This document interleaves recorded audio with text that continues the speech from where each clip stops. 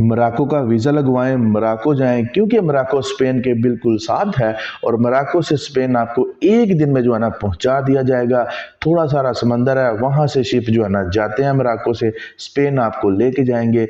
Agent हजरात जो हैं इनके शिप वालों के साथ बड़े गहरे राब्ते होते हैं। कई तो पाकिस्तानी इंडियन एजेंट्स ऐसे हैं जो ये भी कह रहे हैं कि ये शिप हमारे अपने हैं।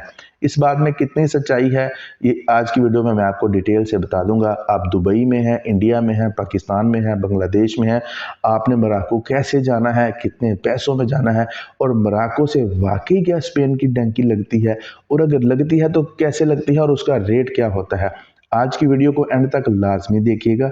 पूरी डिटेल से आपको समझाने की कोशिश करूंगा और उम्मीद करूंगा कि आप लोगों को जिस तरह लिथुआनिया की मैंने इंफॉर्मेशन दी और फ्रॉड से बड़ी हद तक बचाने की कोशिश की, इसमें भी आपको डिटेल वाइज इंफॉर्मेशन दूंगा कि आप इस काम में अगर आप जाना चाहते हैं तो कैसे जाएं, कितने पैसे आपके एग्जैक्टली खर्च होने चाहिए और अगर आपके साथ फ्रॉड होता है तो कैसे होगा, कौन सी निशानियां हैं कि आपका एजेंट आपसे झूठ बोल रहा है। सबसे पहले बात करते हैं मोरक्को जाना कैसे है। प्यारे भाई, मोरक्को का पाकिस्तानियों के लिए ई वीज़ा है, आपको पता होना चाहिए। जो ई वीज़ा है ये तो आप अपने मोबाइल से निकाल सकते हैं। इसके लिए आपके पास वीज़ा कार्ड या मास्टर कार्ड होना चाहिए। अगर आपको ये चीज़ें नहीं इस्तेमाल करना आती तो किसी पढ़े लिखे दोस्त को अपने साथ बिठाएं, उसको बोलना यार पोर्टल पे जाओ, मोरक्को इमिग्रेशन पोर्टल पे जाओ, वहाँ जाकर जनाब आपने सबमिट करना है जी आप पाकिस्तानी सिटीजन हैं, वो सारा डेटा आपके सामने आ जाएगा। यही वीज़ा पाकिस्तान में 6 लाख रुपए का सेल किया जा रहा है। आपको अर्जेंट बेस बताई जाती है, ये वो पूरी डील करके मोरक्को का वीज़ा पाकिस्तानी 6 लाख PKR का इन दिनों में सेल हो रहा है। मैं बात कर रहा हूँ रमज़ान की, आज मेरा 6ठा रोज़ा है, मतलब कि इन दिनों में ये इतने का वीज़ा सेल हो रहा है। तो प्यारे भाइयों, ये इतने का वीज़ा नहीं है, ये टोटल आप एजेंटों को ईदी दे रहे हैं। और जो दुबई वाले हमारे पाकिस्तानी भाई हैं जिनके पास आईडी है, एमिरेट आईडी, या इंडियन भाई हैं या बांग्लादेश के भाई हैं, ये खुद अपना वीज़ा अप्लाई कर सकते हैं अगर आपका दुबई में अकाउंट है। तो बात सिर्फ ये है कि मैं आपको ये हमेशा अवेयरनेस देता हूं अपने प्यारे भाइयों को कि आप कुछ काम है वो खुद भी कर लिया करें, हर काम एजेंटों से ना करवाएं। मोरक्को का वीज़ा लगाने या लगवाने के लिए आपको टोटल 7 डॉक्यूमेंट्स चाहिए। नंबर 1 पे आता है जी आपका वैलिड पासपोर्ट, जो कमोबेश 6 माह तक लाजमी वैलिड होना चाहिए। नंबर 2 पे आती है जी इनविटेशन लेटर। मोरक्को का इनविटेशन लेटर आपको लाजमी चाहिए। ये आपने लेना कहाँ से है? मोरक्को की किसी भी ट्रैवल एंड टूरिज्म कंपनी जो रजिस्टर्ड हो मोरक्को में, आप वहां से जनाब इसको ऑनलाइन भी परचेज कर सकते हैं, या आपका कोई वहां दोस्त हो तो वो $100-150 की आपको इनविटेशन लेके दे सकता है। इसकी सारी डिटेल्स गूगल पर मेंशन है। नंबर 3 पे आपको बैंक स्टेटमेंट चाहिए। बैंक स्टेट आपकी कितनी पुरानी है डजंट मैटर, उसमें थोड़ा सा क्लोजिंग बैलेंस होना चाहिए। अगर आप मोरक्को में 5 या 10 दिन रहना चाहते हैं तो उसमें आपका $200-400 जो खर्च आएगा उतने पैसे आपकी बैंक स्टेटमेंट में, आपके बैंक में क्लोजिंग बैलेंस होना चाहिए। ये वो फ्रॉड है जो हमेशा आपको लगता है जी बैंक स्टेटमेंट होनी चाहिए, ये इतने पैसे। तो बात ये नहीं है भाई, आप वहां जा रहे हैं थोड़े विजिट के लिए, थोड़ी देर के लिए, तो आपने सिर्फ इतना प्रूफ देना होता है जी इतनी देर के लिए जा रहा हूं और इतने पैसे मेरे पास मौजूद हैं। आपने सिर्फ यकीन दहानी करानी होती है मोरक्को की इमिग्रेशन को या किसी भी मुल्क की इमिग्रेशन को जी हम अपना बोझ उठा सकते हैं।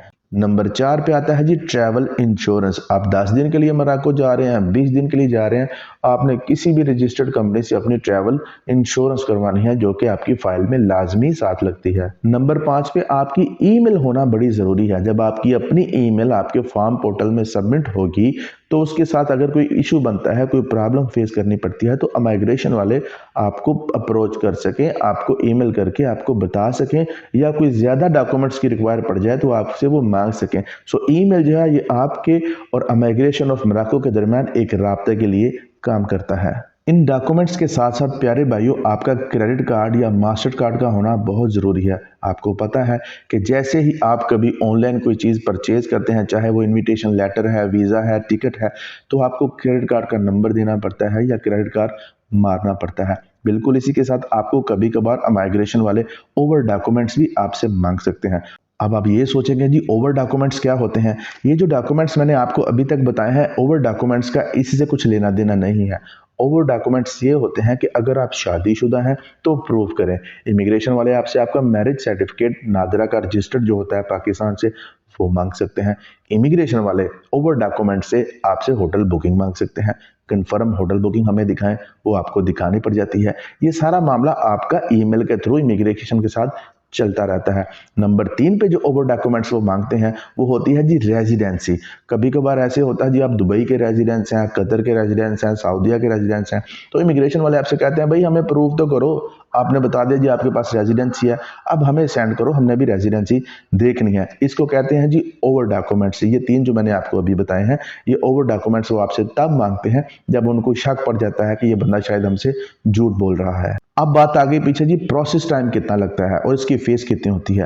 अगर आप 7 दिन का प्रोसेस करते हैं जो कि 7 वर्किंग डेज का होता है, जिसको आप 2 वीक भी कह सकते हैं, तो $138 आपकी एम्बेसी फीस होती है जो आपने क्रेडिट कार्ड से या जैसे भी है ना वो पे करनी होती है। अगर आप 5 दिन का करते हैं, इसको कहते हैं जी फास्ट, तो ये भाई आपका हो जाता है $186 में, $186 में आपको फीस देनी पड़ती है कि आपका वीज़ा 5 दिन में आ जाए। और अगर आप बहुत ही जल्दी में जाना चाहते हैं तो वो उसे कहते हैं जी सुपर फास्ट वीज़ा, तो वो आपको 4 दिन में मिल जाता है, 4 बिजनेस डेज। तो 4 दिन के अंदर आपको मोरक्को इमिग्रेशन वीज़ा देती है, लेकिन इसकी जो फीस होती है वो होती है $245 ले जी दोस्तों, मोरक्को का विजिट वीज़ा अगर आपने लेना है तो आप खुद भी ले सकते हैं। एजेंट को 5-6 लाख देने की आपको बिल्कुल ज़रूरत नहीं है।